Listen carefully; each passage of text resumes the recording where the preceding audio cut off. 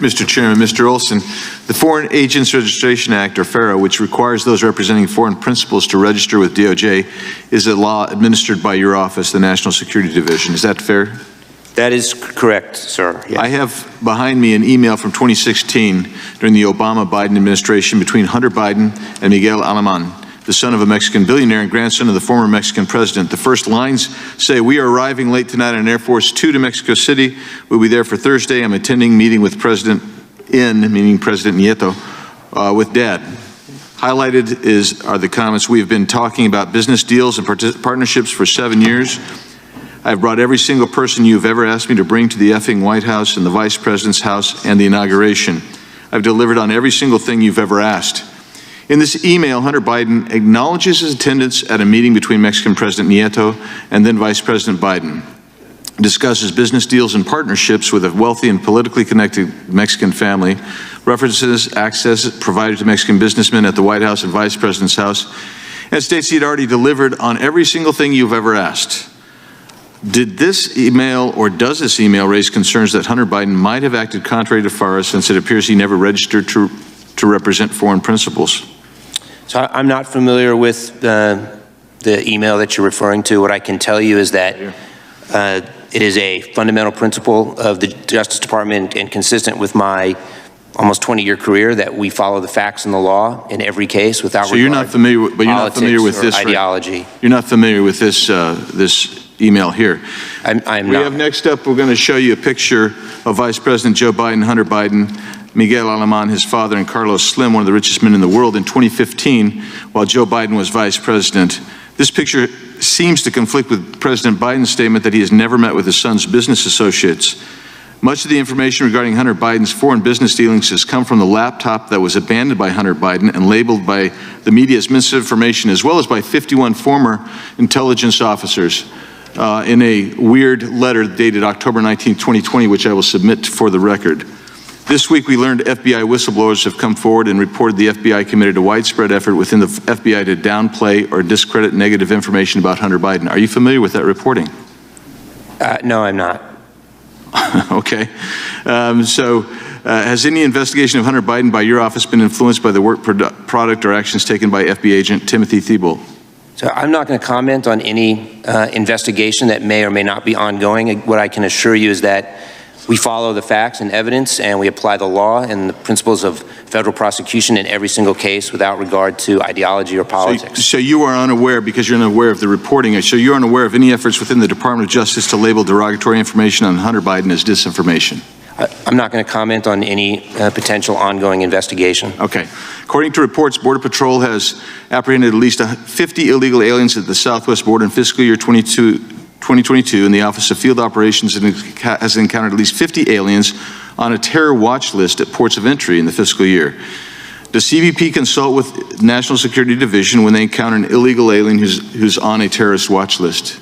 So the National Security Division was actually created to work with other agencies, whether that's agencies in the intelligence community or agencies across the government, including agencies in the Department of Homeland Security. Okay, so this is a yes or no. This is not hard. Does CBP give you information when they find someone who's on the terrorist watch list, when they encounter them at the border? Did they give that information to you? I can't speak as I sit here to any particular situation or circumstance. What I can tell you is that the whole point of I'm not asking about circumstances. Is the process is that they report to you? So you have 100 known encounters of people on a terrorist watch list. I assume one would think it's coming to you. I'm asking about the process, not a specific case. So in general, Congressman, the way the system works is that the FBI investigates the crimes that we prosecute. So here we go. Let's get to the specific case. It may well be that information goes between CBP and the FBI, but I don't have specific information. Are you familiar with the name Issam Bazi?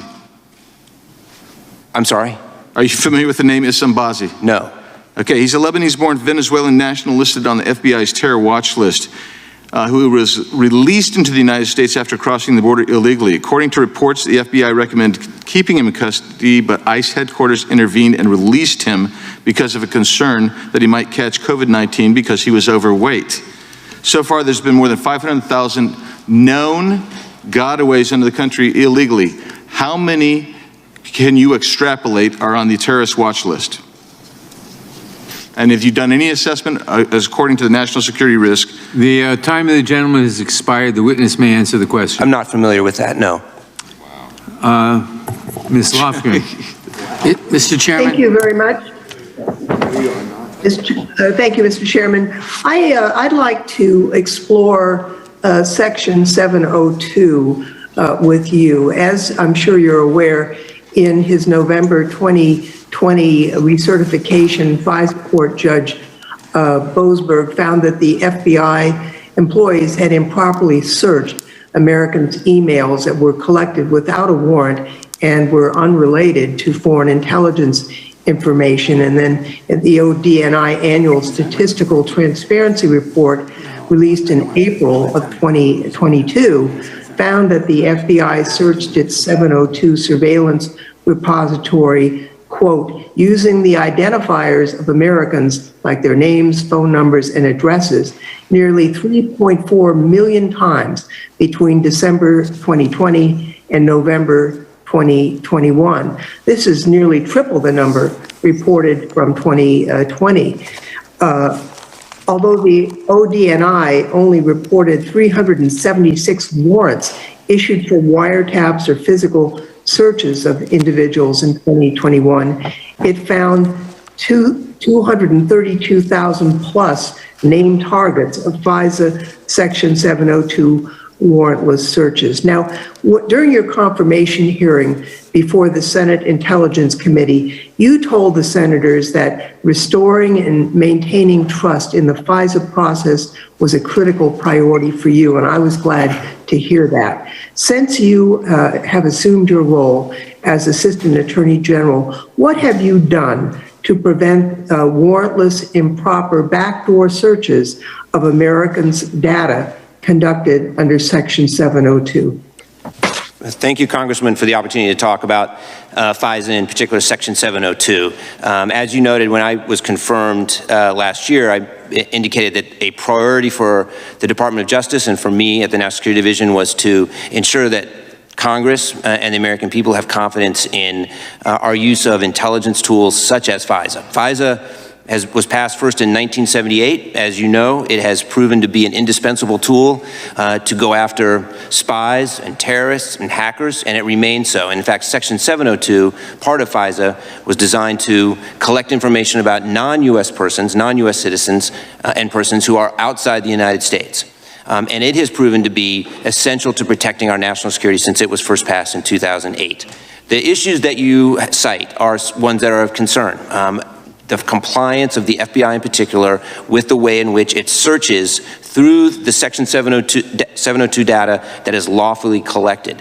The FBI with the Department of Justice has undertaken a series of steps over the past year to improve compliance through a system of systems changes and trainings. And I have been part of that effort, to answer your question directly. In my 8 months in office, we are looking forward to improving the compliance record of the Department of Justice and the FBI when it comes to Section 702, but I can assure you that it remains a priority, and it is part of the broader, really comprehensive system of oversight that takes place when it comes to foreign intelligence collection that includes Congress, the executive branch, and the judiciary. Well, if I may just follow up, we have had reassurances over the years, and yet the performance continues to be poor, and it's been poor under both Democratic and Republican administrations. So we have considered imposing a warrant requirement for queries of known Americans. And I guess I'm thinking that that is probably a necessity unless we can get some further definitive control of the warrantless search of Americans using the 702 database. This is a misuse. We agree. I mean, we want to catch the spies and the foreign bad actors, but to use that database for warrantless searches of Americans is simply improper, and yet it continues. How can we get assurances, and when will we get our next report from you about the controls that you've discussed? So, as you know, Section 702 expires at the end of next year. We are engaged in a concerted effort to be prepared to brief Congress at any time, brief you, your staff, about the controls that are in place. The way that Section 702 works, if I may, it is information collected targeting non-U.S. persons overseas. It is lawfully collected. What the FBI is then able to do is to search that data to find connections. So it's not a warrantless search of Americans. It is a search of data that was collected targeting people who are outside the United States, who are not U.S. citizens. If I may, sir, that is contrary to the report that we got from ODNI and from the FISA court. So I think my time has expired, but we need to get to the bottom of this. And Mr. Chairman,